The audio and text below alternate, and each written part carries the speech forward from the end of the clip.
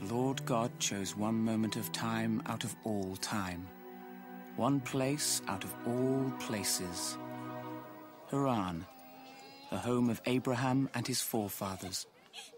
A cool, fertile city surrounded by the burning desert. Abraham and his wife Sarah were settled and contented there. Only one thing troubled them. My father filled this house with children, but I have none. Only Sarah's long unhappiness. Sarah! We have everything here, except a child. For you. Off you go to your mother. Oh, come quickly, Mother. Children love you, Sarah. They love us both. But they will never call you father. No one will.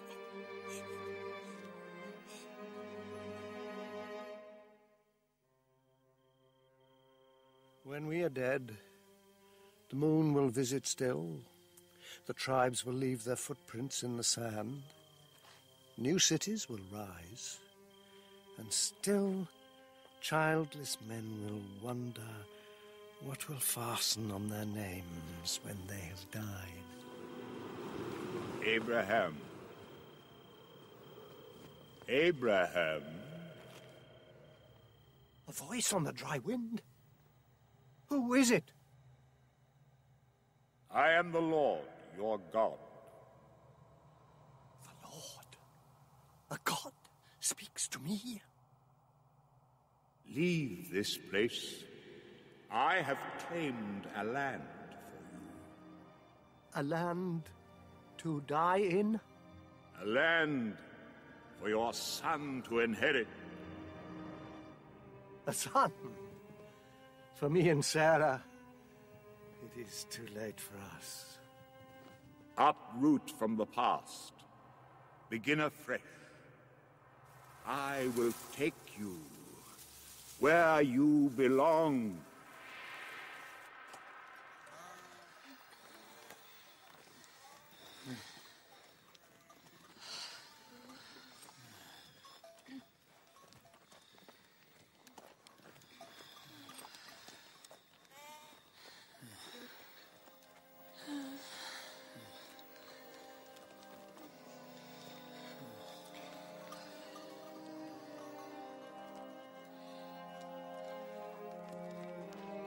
Abraham, beloved,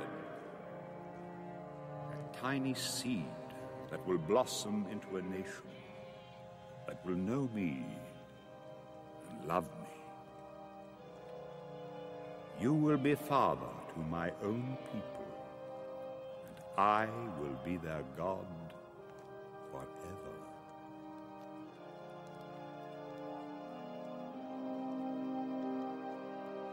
This empty wilderness will swarm with your descendants, as many as the sand grains under your feet.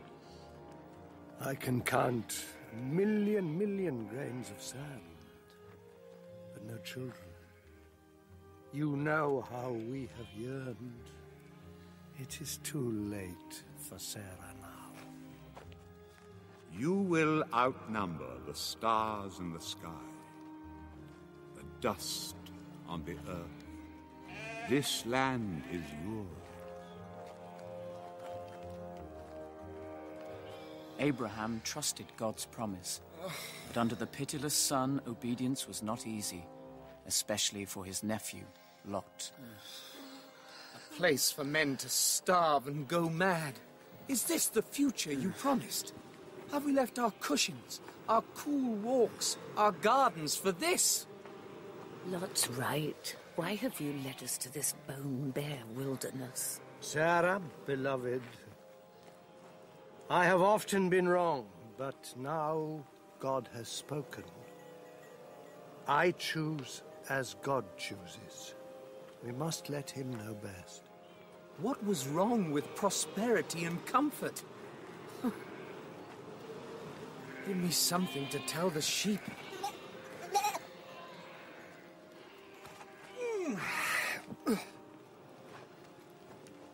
Sour rock and bleached grass. The sheep fight for every blade. But we should not. Your decisions always have to be mine. You are uncle and nephew. Do not let the unforgiving desert shake you into enemies. Lot! Choose your path, left or right, and I will take the other. Then I choose the Jordan Valley and the city of Sodom. I have a wife, children. I cannot sacrifice them to a dream.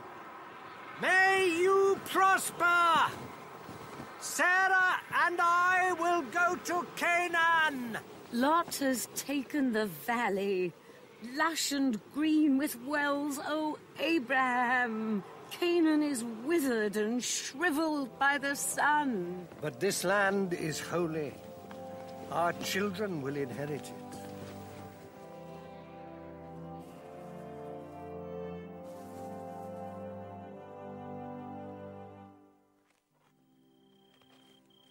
We are blown like rattling leaves from desert to desert.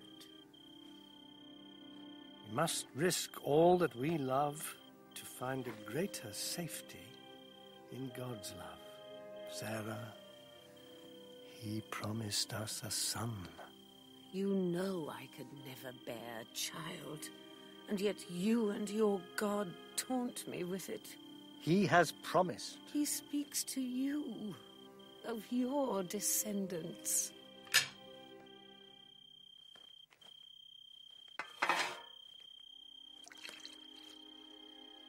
My slave, Hagar.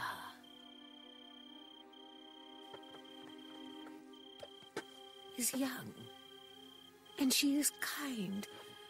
Perhaps she will make you a father. No, Sarah. I am yours. You are the one I love. This must be the way. Hagar belongs to me. Any child of hers will be mine. That is the law.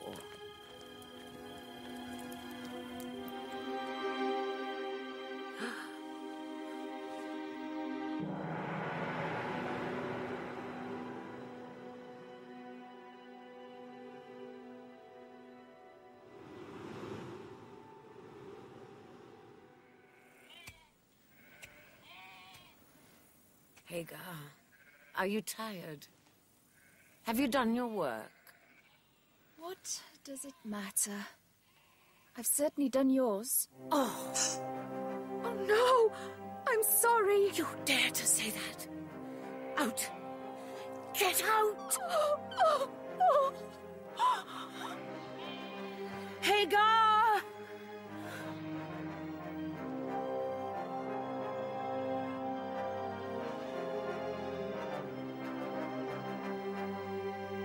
Sarah, what have you done? For months I have watched her growing big with you. I held my tongue. But now I have spilt our future into the desert. She must come back. Can God's promises be broken?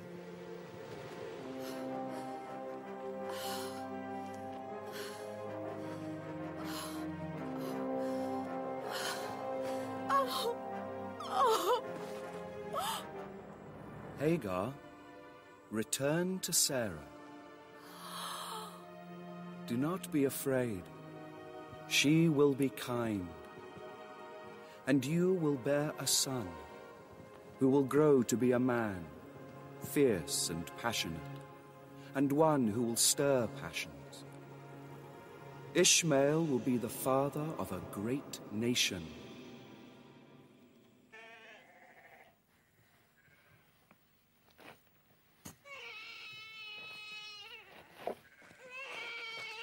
Look, Abraham, our son. Name him. My son is named already. The angel breathed it. Ishmael. Ishmael, my son.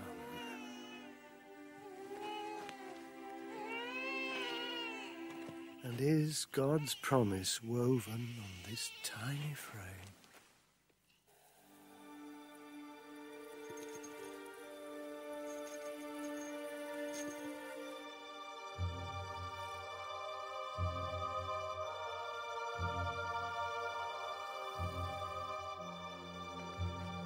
As the years passed, Ishmael grew.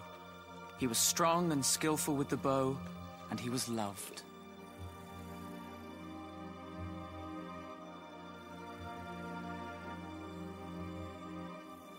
Look, Father.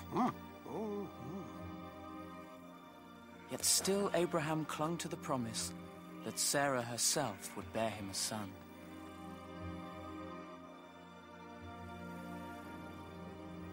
Welcome, my lords. Sit for a while in the shade and then eat with me. Your wife, Sarah. She is in the tent.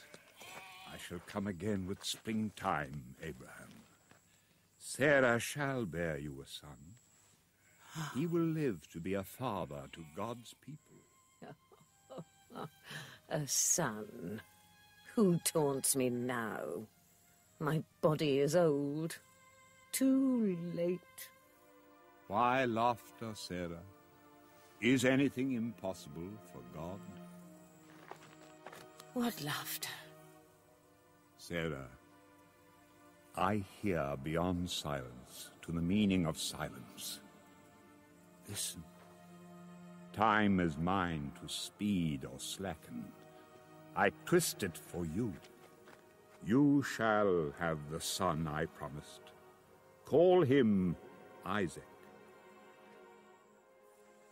I shall bless you through him. Abraham, you could always believe. Now my belief is sure.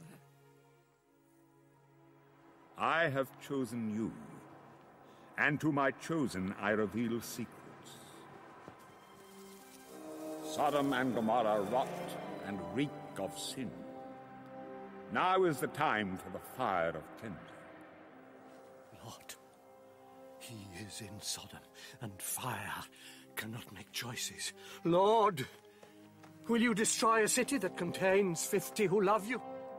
No. For 50 I would spare the city. Lord, forgive me, and for 10? Yes, even for 10 good people, I would spare the rest.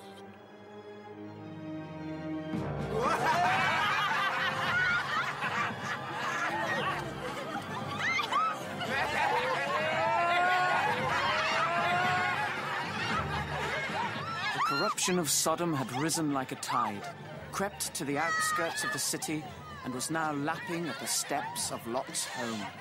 There seemed to be no escape, and he was afraid for his wife and daughters. My lords, welcome.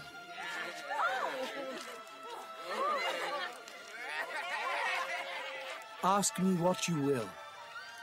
Tomorrow's journey may be hard, but tonight, soft beds and safety.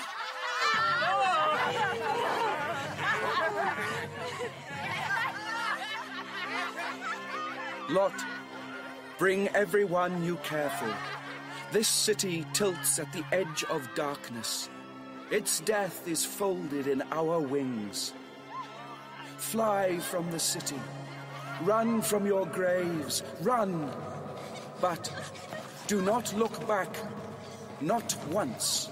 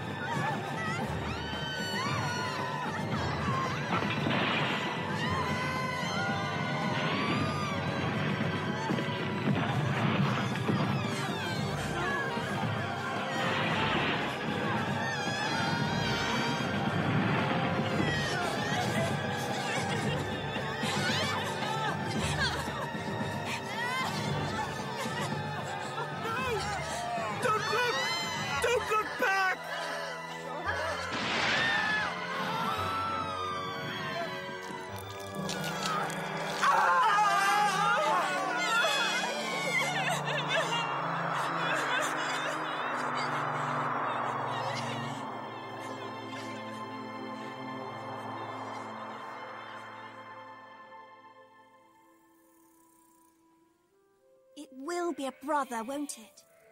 A brother. And soon. Yes, Ishmael. How do you know? We trust in the Lord God, Ishmael, as we trusted for you.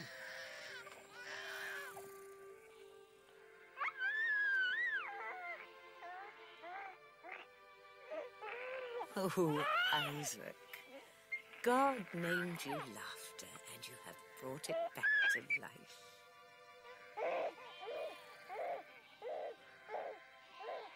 He is your gift, Lord.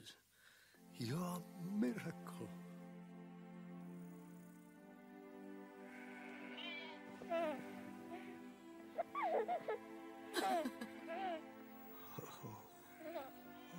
Ishmael is your heir, my lord. Give him your blessing. Hagar, I cannot. Only to Isaac, who will carry God's promise on through the centuries. Ishmael is the elder, the firstborn. Isaac is his father's heir. You cannot snatch that from him. Send her and the child away. No, Sarah. She's my slave. I will decide. Abraham, listen to Sarah against your heart. Free them. Let them go. In the lee of my love, all shall be well with them.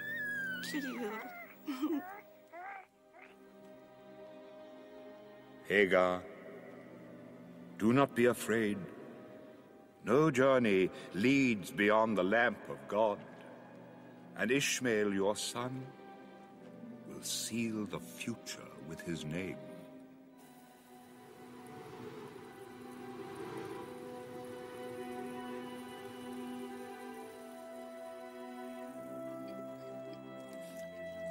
Isaac, be careful.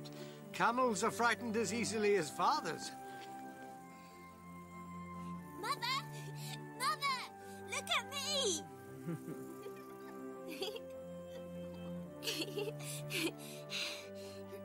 Oh! Isaac!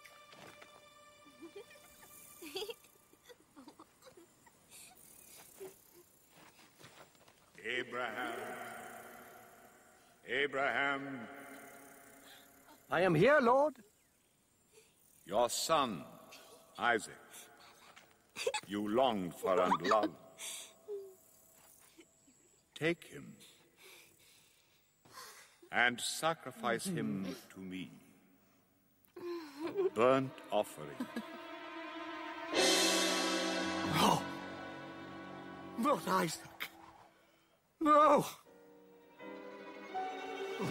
A burnt offering. Lay down my son in flames. Abraham, surrender him. You trample.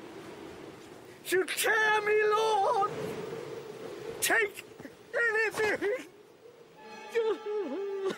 Abraham, surrender him. Endless darkness. It closes over me.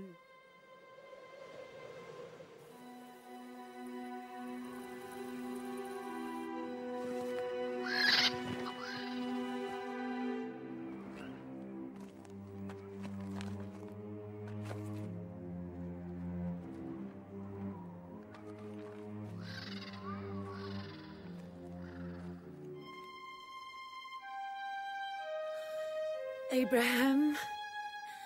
Isaac. This is more than absence. The future creeps on my skin.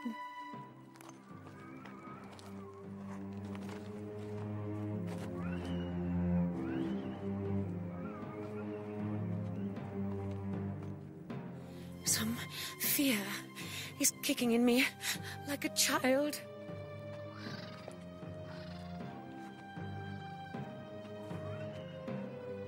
Lord God, love them into safety. Father, we must carry fire and wood. But where's the poor creature that must die? God has chosen a lamb.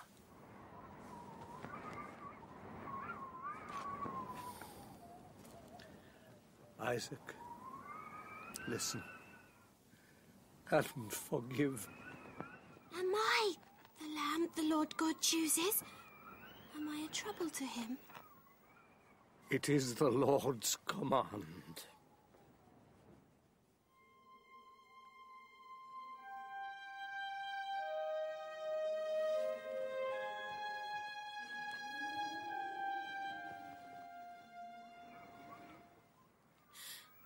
Do it.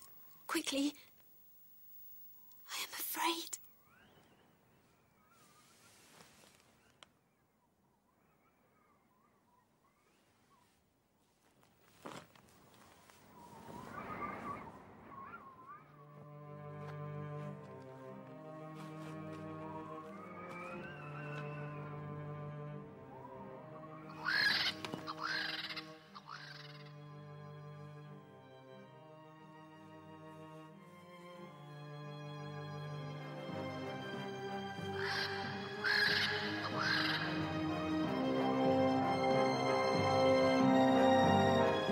No, Abraham.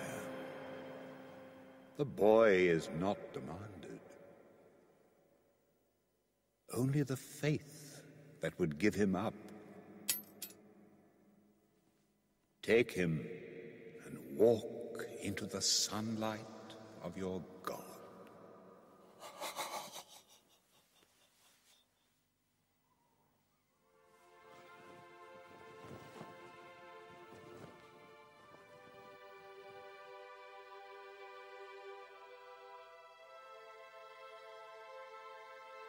From Adam to Abraham, the Lord God has been patient, waiting. Now, God waits for you, Isaac, and your brother, Ishmael.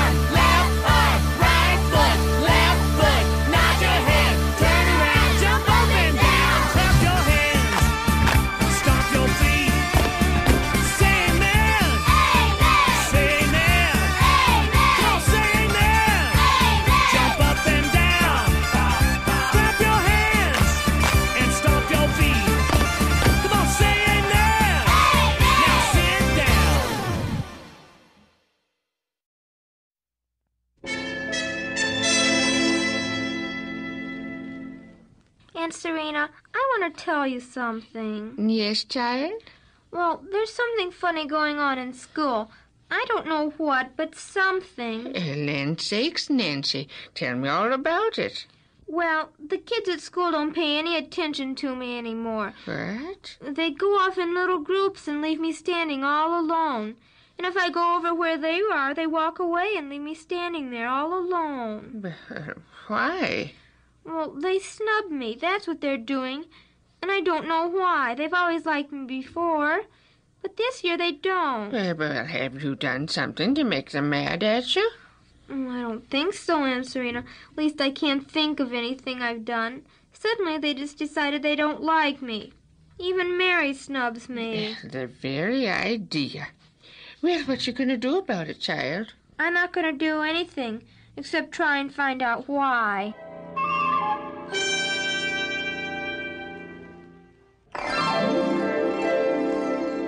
Hello there. Hi, boys and girls. Well, Aunt Sue, it sounds to me as though we're going to school today. Oh, well, not exactly, Uncle Dan. At any rate, we're all ears, wanting to find out about Nancy's trouble. Well, Nancy does have trouble. My story is called Nancy Vogue's Den of Thieves.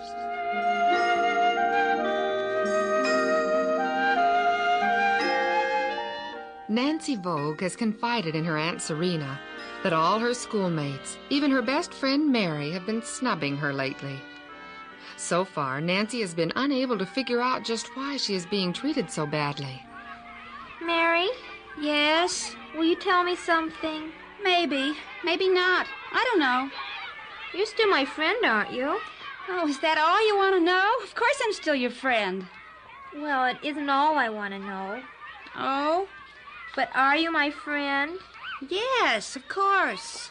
Well, then tell me, what have I done to make all the kids mad at me? The kids are mad at you? Yes, Mary, and you know it. You are too. I'm not mad at you, Nancy. Honestly, I'm not. And why do you snub me? You haven't done a thing, Nancy, and I'm not mad at you. But why do you snub me and even walk away from me? I do?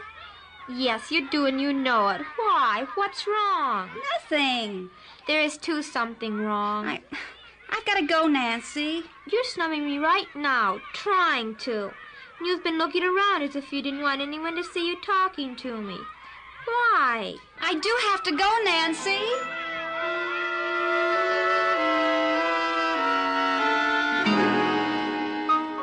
You know, Aunt Serena, Mary acted as if I had the measles or something, the way she looked around, afraid that someone would see her talking to me.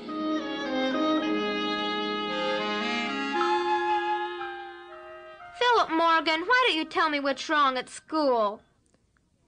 Oh, you're just as bad as the rest of the kids. Something's wrong. None of you will play with me, and you hardly even talk to me. And you won't tell me what it is. Oh, you...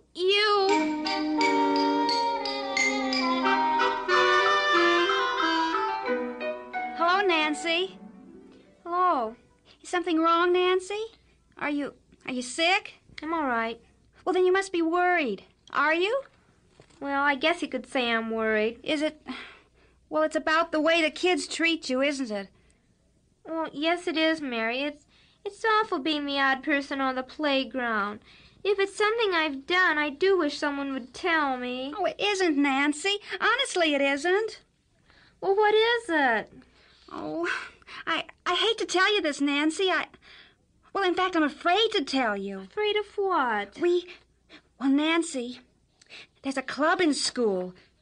A secret club. And you aren't a member. Well, I'll join the club. Oh, it isn't that easy, Nancy. I mean, you can't join unless you... Well, you can't join the club unless you steal something to bring as initiation fee. You mean a club of thieves? When you put it that way, it does sound pretty terrible, doesn't it? Well, I'll say. But we have to steal something that's only worth a dime. Well, stealing is stealing if it's only a penny. And we never let any new kids into the club because we're afraid they'll tell the teachers or their folks. But I'm not new in school. I know, but I don't know, you're a good girl. And we were afraid you wouldn't like the idea, so we just didn't want you to know. Well, I'm surprised at you for joining a club like that. At first I didn't want to, but then I got tired of being snubbed by the other kids, so I joined. Oh, you're in a pickle, Mary. Yeah, I know. I stole 2 10-cent candy bars from the market. I'd like to pay for them and tell Mother what I did, but that would cause all kinds of trouble. Anyway, I promised I wouldn't tell. Well, why wasn't I asked to join? We've brought up your name several times, but every time someone thinks you can't be trusted not to tell. That's why. Well, I've got to go home now, Mary. Aunt Serena's expecting me to take care of the store. Don't worry, Mary. I won't tell anyone. Betsy Amelia, I want to tell you something. A deep, dark secret. But you have to promise not to tell anyone. Mama. My room at school is a den of thieves. Yes, almost everyone is a member of a club of thieves. And I don't like to belong to a den of thieves, but what can I do about it? Mama. Yes, I know. I've got to do something, but what? I've just got to do something to stop it. I'll know. I'll talk to Mary again. She's a member of the club. Maybe she'll do something to stop them. Mama. Yes, you're right, Betsy Amelia. I know I should pray about it. Oh, I will. Right now. Then I'll go see Mary. Dear Jesus, the kids in my room at school are members of the Club of Thieves. They must be stopped before they do something terrible.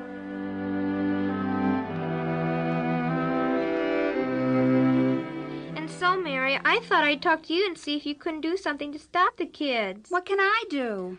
Well, I don't know, but we'll think of something. Oh, Nancy, I promised to keep the secret before I knew what I was getting into. That's why I joined. But now I am in, and they'd think I'm some sort of squealer if they ever found out I told you. They'd make me so miserable I couldn't stand it. Well, I think I know how we can do something without causing any trouble. How? Well, you can start talking to the members, one at a time, and tell them how wrong it is. Yes, that's all right for you to say that. You don't have anything to gain or lose one way or the other. But me, I'm a member. I'm trapped. Well, I'll try and think of some other way. Oh, Nancy, I think they're going to ask you to become a member. Right today they're going to ask you, and Nancy... Oh, Nancy, please don't tell them that I've already told you about the club. Please don't.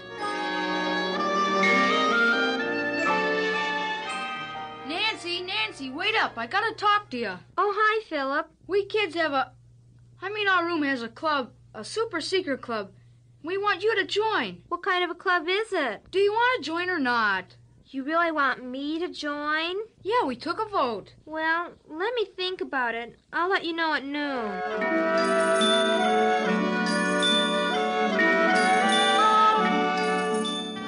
Well, Nancy, do you want to join our club?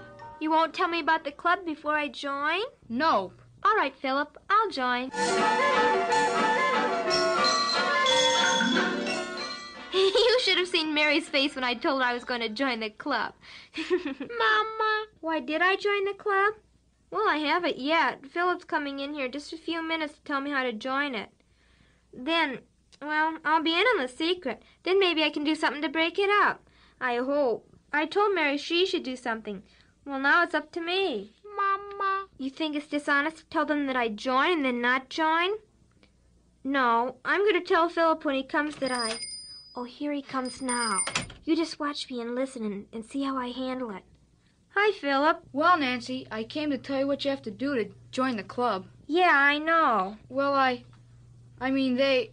we're asking you to join and... Well, just tell me what I gotta do. Well, we have an initiation fee. Well, most clubs do. But this initiation fee, well, it's a little different. Oh? You have to... Well, tell me. Are you sure you want to join? I said so, didn't I? Before I tell you, I gotta swear absolute secrecy. You gotta promise not to tell a soul, ever. All right. You promise? I promise. Well, Nancy, the initiation fee, it has to be stolen. Stolen? Only 10 cents worth of something. But why steal it? To show the club you're not chicken. I'm not chicken, Philip Morgan, and you know it. Yeah, but you gotta prove it to the others to become a member. Well, I'm not sure if I want to become a member of a den of thieves. Den of thieves? Well, that's what it is, isn't it? Well, I never thought of it like that before. Well, you're thinking of it now, and it is a den of thieves. Now, isn't it? Just a gang of thieves. That's what you are. We are not. Well, then what are you? And whatever you are, I don't want to be a part of it. I don't want to be a spoilsport, Philip, but under the circumstances, I can't join your club. Well, it's nice of you to ask me, but I can't. Of course, I'll never tell a soul on you. I'm glad of that. Philip, have you asked any of the other members how they feel? I mean, really feel about having to steal to get into a club. Of course not. It was Ben's idea in the first place. He said it would be that way so it'd make things a little more interesting than just paying money for the dues. He said it was just for kicks. Now I want you to promise me something. What? That you'll ask one of the kids, just one, how they feel about stealing to pay dues. If you'll do that, I won't complain about it again. I don't know. Well, why not? Oh, all right, but I'll probably get thrown out of the club in my ear. Who do you think I should ask? I think, do you want to ask a boy or a girl? The boys would probably be mad. Guess I better ask a girl. Well, now let me see. What do you think about Mary? Would she do? Yeah, I suppose she'd be okay. Goodbye, Nancy. Let me know what Mary says. I will. See, Betsy Amelia, how I handled him? I know what Mary will tell him, and maybe they'll, bust up the club. Mama. I hope so, too, Betsy Amelia.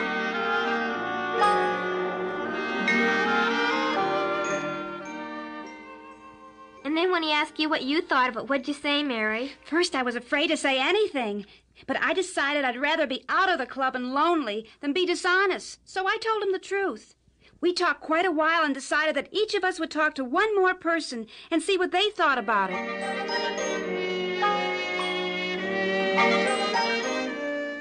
Oh, Nancy, I have the most wonderful news. The club met this morning, and when it was my turn to say something, I told everyone that Philip and I had been asking several of the other members, and that each one would like to drop the stealing part. Oh, some of the boys were angry as hornets and said it wasn't stealing. But they soon cooled off and began to talk things over. We're going to have another meeting tomorrow.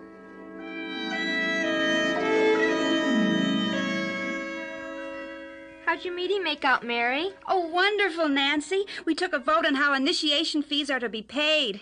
All but 2 voted to break up the club and start over again.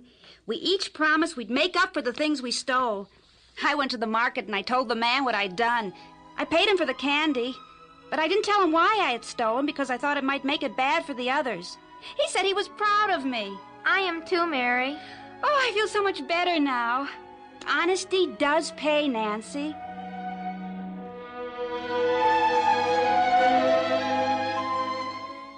And remember that, Betsy Amelia. Always remember it. Honesty does pay. Mama.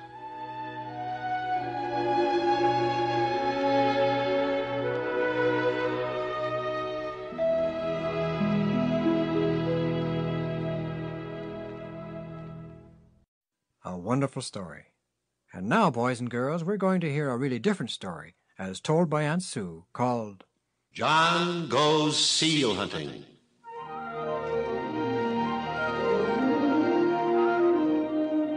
John lived in a small Norwegian town by the side of the sea. In the summer, the choppy sea lapped at the shore, and fishing vessels sailed forth at dawn and returned at dusk. Made a good catch today. Made ourselves a right nice pile of money, we did. In the winter, the snow fell constantly over the coastal village, and the cold blue sea became a mass of drift ice. Reef the canvas there, man! On the double! John, with flaxen hair and blue eyes that laughed, lived alone with his father, known as Big Carl, and considered the wisest man in town. He was the village school teacher. But, Father, I don't want to be a school teacher. Why not? It's a good profession. People look up to you. Besides, teachers perform a great service for humanity. I want to be a seal hunter. A seal hunter? John, my son, any strong boy can become a seal hunter. But you have to have a special talent to teach school. And we, you and I, John, my son, have a special care, a burden, I guess you'd call it, for the young. We understand them. God meant for us to teach, not kill like seal hunters have to do. Maybe God meant for you to teach, but not me.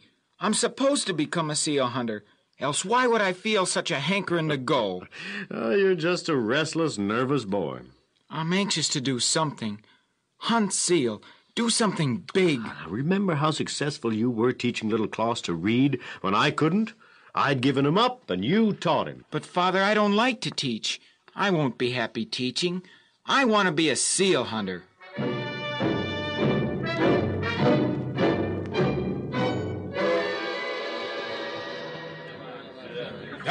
Men, clean the decks. All right. Get her ready to take out to sea. Good afternoon, Captain Frederick. Greetings, Big Carl. What brings the schoolmaster out here on a cold day like this? You ain't thinking to get me to go to school, are you? To learn reading, writing, and arithmetic, huh? No, Captain Frederick. I want to talk to you about my son, John. Oh, little Carl, eh? Yeah, what about him? Well, he wants to be a seal hunter. Well, I don't know if there's anything better to be. Unless it's a schoolmaster like you. He set his mind on becoming a seal hunter. Wise lad. Want me to teach him to be a good seal hunter like me? Well, I thought you might have a place for him on your next trip out. Well, I could maybe take him on as a skinner. Would you? Why not? And I'll teach him how to be a good seal hunter. Almost as good as me, eh? Well, take good care of him for me, Captain. It's a dangerous business, isn't it, hunting seals? Dangerous? Well, you jump from ice floe to ice floe, don't you? Hunting seals, Big Carl, ain't one whit more dangerous than it is teaching school like you do. Well, I'd be plumb scared to death trying to pound learning into them unruly boys' heads.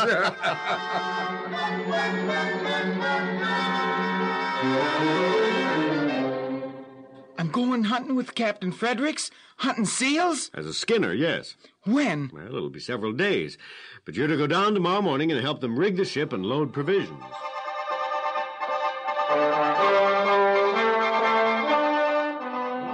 Take those provisions below deck, store them properly so the ship will ride on an even keel. And you, scrape that deck over there. Hey, you, come here. You want me, sir? See, you're Big Carl's son, aren't you? Yes, sir. So you want to be a seal hunter, eh? Yes, sir. A good one, like me? Yes, sir. That's a good ambition, son. There just ain't nothing better than being out there on them ice floes, a-hunting and a-killing seal. Yes, sir. First thing you gotta learn is to respect the sea and the ice floes. They're killers if you don't, and gentle as lambs if you do. You ever been out to sea?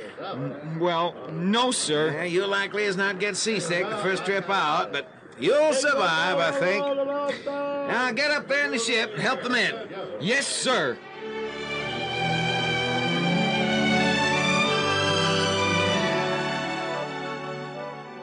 It's a man's work, Father. Much better than blackboards and chalk. When do you set sail? At dawn. Well, it's rough weather, son. You'll likely get seasick. I'm not afraid. Of course not, but don't be ashamed either. I won't, Father. Well, son, you better get on to the ship. It's almost dawn. It was a cold, stormy morning. As the ship left the shelter of the harbor, the winds blew fiercely over the deck and brought tears to the eyes of John. The vessel pitched and rolled, but John was not afraid. Then the gale worsened, and the skipper had to reef the canvas. Reef the sail, men! Reef the sail! John was right there helping the crew fight sails that were already frozen rigid. It was a man's life, and John gloried in it, even though his fingers hurt and his nose tingled with the cold. Faster there, man, faster! Get that sail reef! But the howling wind, the bitter cold, and the rolling, pitching deck was too much for John. He soon clung to the rail, seasick. You little Carl, get below deck! That's an order on the double now! The next day, the sea was calm, and John struggled up on deck, feeling rather weak. My boy, how you feel this morning? Well, all right, sir. It's a beautiful day, little Carl. Look around. Everything is quiet. Drift ice everywhere, as far as you can see. It's beautiful. Sir, there's some seals. Are we going to catch them? No, lad. You see up there in the crow's nest? Yes, sir. Well, that man up there is watching out for a herd of seals. Oh, look, Captain, there's a bear. Yep. polar bear, sitting on that ice floe, just a-passing the time of day with himself.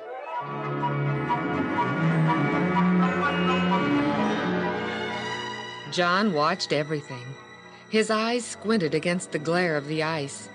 It was hours before they came upon a herd of seals. Herd of hooded seals on starboard! All right, men, lower all sail. See those seal, little Carl? Yes, sir. Hundreds of them as far as I can see. They're crawling over the ice. What a sight. See the thick black fur around their faces? They look just like hoods. Yeah, that's exactly why they're called hooded seal. So many of them are on the ice. I thought they swam in the water. Well, they do, but this is the time of year they bear their baby seals. And that's why they're on the ice. Oh. Notice how quiet everything is? The sails all lowered, not a sound. Well, that's so we won't disturb the seals. You got your knife? Yes, sir. When I give the word, we go over the side, all of us. You follow me. Yes, sir. All right, men, over the side! Captain Fredericks, the crew, and the Skinners went over the side armed with knives and clubs. They jumped silently, nimbly from one ice floe to another until they were in the midst of the herd. The man to John's left clubbed a mother seal violently until she flapped in panic to another ice floe and watched the man kill her baby with his knife. The mother barked hoarsely and then disappeared beneath the water. Meanwhile, the captain, just a little in front of John, had killed a baby seal, making the ice crimson with its blood. John looked at the dead baby. It stared back at him with wide, round, sightless eyes. It had a dark little nose, funny whiskers, and very soft, dark fur, like a baby's hood around its face. The rest of its coat was white. Come on, lad. If you can't kill him, then carry the dead ones back to the ship, do you hear? John resolutely stuck his knife in his belt. It was still clean. He picked up 2 of the baby seals and carried them back to the ship. Come on, little Carl. There's more of them to carry to the ship. Get busy! All day, John carried little seals from the ice floes to the ship. He was earning his keep, but kill those cuddly baby seals he could not. Every time he saw a sad-eyed mother seal bob up and watch her little baby die, his throat ached with misery. I didn't know hunting seals would be like this. What did you think it'd be, a picnic? I thought that... Well, I thought I'd put my cunning and strength against the power of a larger seal. Why don't we kill the big ones? Sometimes we do, but never when we can get as many baby seals as this. Their fine baby fur is much more valuable for ladies' coats. Anyway, if we let the mother seals live, next year they'll have more babies and we can get more fur, see? By the time that day ended, that endless day, John was covered with blood from shirt to boots. That night, in the ship, the Skinners skinned and butchered the seals. They kept the fur and the choice parts of the meat, and the rest they threw into the water until the sea was red all about. Men, we've had a good day. This haul will net us a lot of money. Little Carl, you worked hard. I'll take you with me again next time. John did not tell the captain that his knife was still clean. Later that night, the captain called the men together. Men, we've done well today. Here's your pay. Ralph, you're first. Here you are. Lots of money, eh? Yes, Captain. Yeah, little Carl, how about you? See, your first pay, ain't it? Yes, sir. And you're going to get as much as the rest of them. Lots of money for a lad. And don't spend it all in one place, huh? Here you are, all in coins, huh?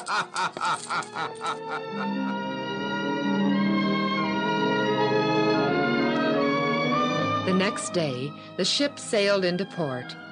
John saw his father standing on shore, smiling. He saw, too, that there was a certain something that he must do. So he walked up to the captain.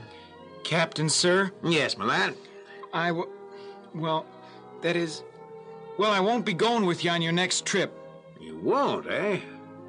Well, have it your own way, lad. There are plenty who'll be glad to serve on my ship.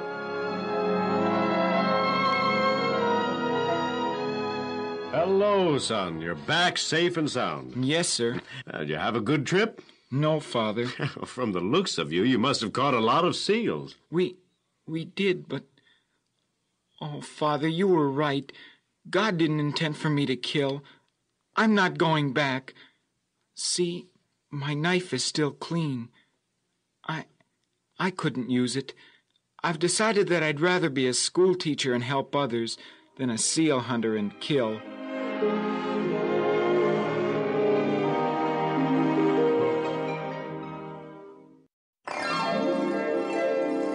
Aunt Sue has 2 stories all ready to tell, and the first one is called Polio.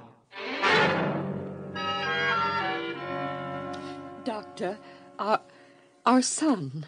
What's the matter with him, Doctor? Well, Tell us, Doctor. We can take it. Well, he has polio. Polio? And only 4 years old. Yes, poor little 4-year-old Joe had polio, and he had it badly. So badly that it left him with both legs absolutely useless. Also his left arm. Even his right arm was so distorted it was almost useless. 5 years later, when Joe was 9, the family moved to the country on a farm. Even though Father worked hard and prospered, there just never seemed to be enough money to hire a nurse for Joe. So Joe had to sit day in and day out, all by himself on the back porch. All he could do was think, read, sleep, and watch the chickens and cows in the barnyard and, well, just sit. Sometimes he would close his eyes, and his brother and sister, thinking him asleep, would talk about him. Poor Joe. He'll always be a cripple. He'll never be able to take care of himself. People look at him and feel sorry for him. He's a burden to us, and he always will be. Come on, we gotta go to the barn and feed the stock. Sometimes I think we'd be better off if Joe just... I won't be a burden to anyone. I'll take care of myself. Somehow. Why, Joe, what's the matter? I can't help it, Mother. What's the matter? I'm not going to be a burden to anyone. I'll take care of myself. Have your brother and sister been talking again? I'll even take care of you, Mother. I will. Joe, don't get all aroused. I don't have much of a body, but I do have a mind, and I'm going to develop it. Now, Joe, you know you can't go to school, not by yourself. And we certainly can't afford to hire someone to take you and bring you back and care for you while you're in school. Well, can we afford to buy 2 goats and a small wagon? Well, what for? Can we? I suppose so, if they'll help you or make you happy. I could drive the goats to school, then crawl up the steps and sit at one desk all day. Then at night I'd crawl back down the steps and drive the goats home. I'm afraid the children would make fun of you. I'd go real early in the morning before the other kids got there, so they wouldn't see me crawling up the steps. Well, son, if you're that determined to get an education, we'll see that you get it. Then I can have the goats in the wagon? I suppose so. I'll see your father right away about it.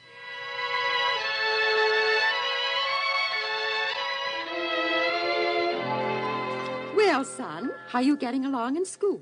Oh, all right, Mother. You don't sound very enthusiastic. Are the kids making fun of you? Oh, it's just that they aren't very thoughtful. I sit at that one desk all day, and no one seems to care if I get thirsty or need help or what. Why don't you ask for what you need? No, Mother. I'll die before I ask for help. Don't they pay any attention to you at all? Oh, yes, the wrong kind of attention. They pity me, and they stare at me. They want to know how I got this way. If people would only treat us cripples like ordinary people, we'd be much happier. People mean all right, Joe. Yes, Mother, I know. But no one but a cripple knows how much it hurts to have people talk about us and feel sorry for us. Joe was intelligent and ambitious, and he finished 6 years of schoolwork in 3. During the summer, he earned money by driving his goats and wagon around town and selling sundries to housewives out on porches and in yards. One day, he drove to the town's weekly newspaper office and caught the editor just as he was going out to lunch. Hello, Mr. Showalter. Hello, Joe. How's tricks today? Just grand, Mr. Showalter. But things would be even better if you'd give me a job. Give you a job? Well, now, Joe, I admire you and your spunk, but what sort of a job could I give you? You advertised for someone to address the papers you send out by mail. So I did. And come to think of it, you could do that if you could get inside.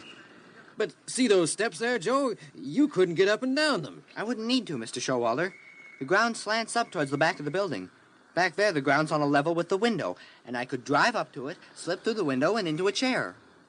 You got it all figured out, ain't you, Joe? I want that job, Mr. Showalter. Well, Joe, you get the job. So now Joe had a regular job. Even so, he continued going to school and even did some extra studying by correspondence. One day, he wrote a small news item for the paper. Say, Joe, this is well written. Try your hand at it again sometime. Thanks, Mr. Showalter. I will. So Joe started writing news items regularly. Then, on the side, he worked at writing a series of articles about cripples. When it was finally finished, he sent it in to a large daily paper in Memphis. He anxiously awaited their answer, and finally it came. Mr. Joe Sullivan, dear sir, your series of articles on the life of a cripple has been accepted for publication. Enclosed, you will find a check at the rate of 1/2 cent per word.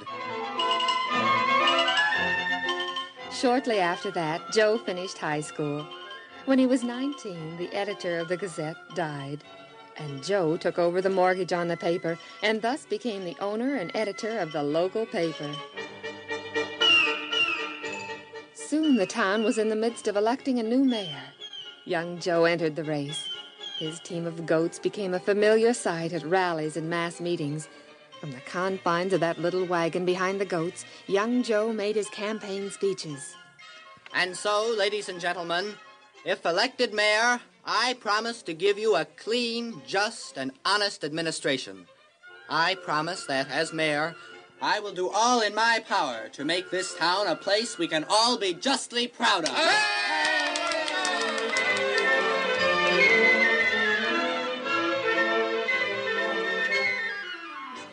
The ballots are all in, Mr. Sullivan. And you are the new mayor of Emmerdon. Thank you, Morris. Good news, son? I'm the new mayor, Mother. Think of it. Me, the hopeless cripple, the boy everyone said would be a burden. Me, the mayor of Emmerdon.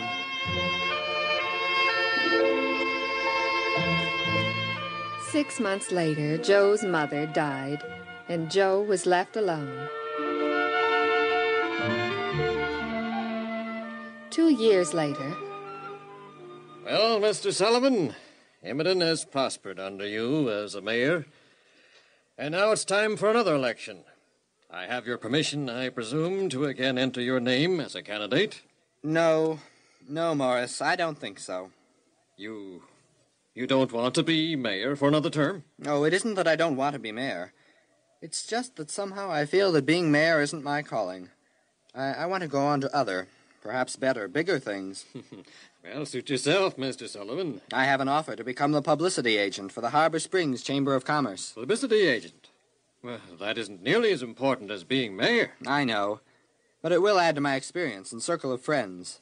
And friends are necessary, very necessary, to a successful and happy life. So, I guess I'll accept that position in Harbor Springs.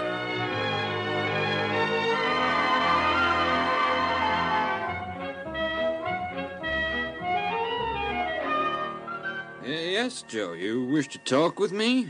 Well, Mr. Horner, I've been happy here in Harbor Springs, and yet I wish to resign. Resign already? I have another offer, in Detroit. More money, I suppose. No. Actually, I'll get less than I do here. Then why change? It's a position with the Brown Hospital for crippled children. I see. And you're probably wise to get into work of that nature. Crippled children need understanding and help that only another cripple like me can give them. And I'm sure it's the work that God would have me do. You're absolutely right, Joe. When are you leaving? Just as soon as I can get ready.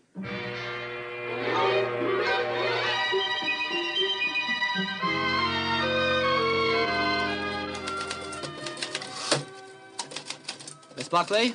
Yes, Mr. Sullivan? It's past quitting time. You'd better put away your typewriter and go home. Why don't you put away your work and go home, Mr. Sullivan? No, there's too much to do that simply has to be done. If you work, I work. No, I have a better idea. I'll sit right down here beside you and talk. Unless you prefer to take me somewhere to lunch. Miss Buckley, you know I never go to lunch or any place with anybody. I don't see why not. I think you know why, Miss Buckley. You're as good as anyone else, Mr. Sullivan. No, Miss Buckley. I'm different from most people. Different, yes. You're more noble. You're better. You're clean and honest and pure and above most people. Look at me, Miss Buckley. I don't care what you look like. But looks do make a difference, you know. Not to me, they don't. You're an attractive, intelligent, and charming young woman. You're perfectly normal physically, while you have no business even being seen with me. Oh, Joe, don't talk like that. Can't you see how... For months, ever since you came to Detroit, I've been... Oh, Joe, But Mary, such an idea had no business even Joe, you called me Mary. I did? You did. Well, you called me Joe. I did. Oh, imagine that. Yes, imagine that.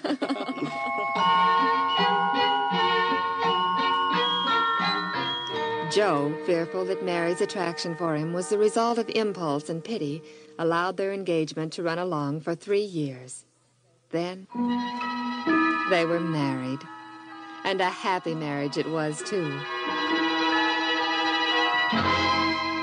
Joe Sullivan became the head of the Farmington School for Unfortunate and Crippled Children. A sad sight those children are when they first come to Mr. Sullivan's school. Yes, they come to us bitter and hopeless, outcasts of society. Some haven't even been taught to play games, or to read or write. They have no training of any kind. Poor, miserable little cripples of society, whose deformed bodies arouse only idle pity and morbid curiosity. Yet, when we give them a chance to help themselves, they respond with burning eagerness. They become self-supporting, self-respecting citizens. To those of you who are normal in body, I suggest that you imagine yourself a cripple.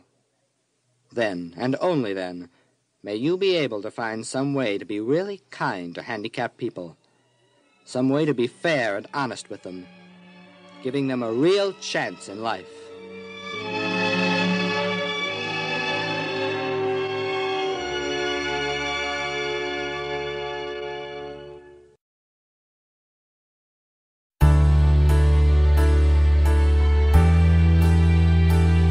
For demonstration only.